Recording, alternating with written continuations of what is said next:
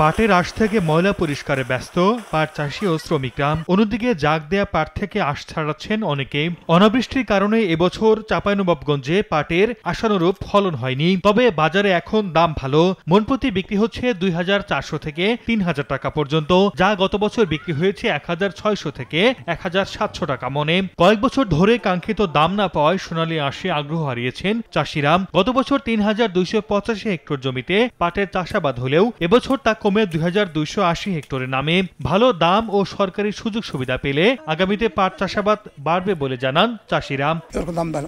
পাট চাষে আগ্রহী করতে চলতি মৌসুমে ১,২০০ কৃষককে সার বীজ দিয়েছে কৃষি সম্প্রসারণ অধিদপ্তর। সোনালী আঁশের সুদিন ফেরাতে প্রণোদনা ও পরামর্শ দিয়ে সহযোগিতার আশ্বাস কৃষি বিভাগের। পাট পচানোর জন্য যে পানিটা দরকার ছিল সেটি এখন কৃষক ভাইদের জন্য সহজে পাচ্ছে। জেলায় চলতি মৌসুমে পাটের উৎপাদনের লক্ষ্যমাত্রা নির্ধারণ করা হয়েছে ৮,৮২০ মেট্রিক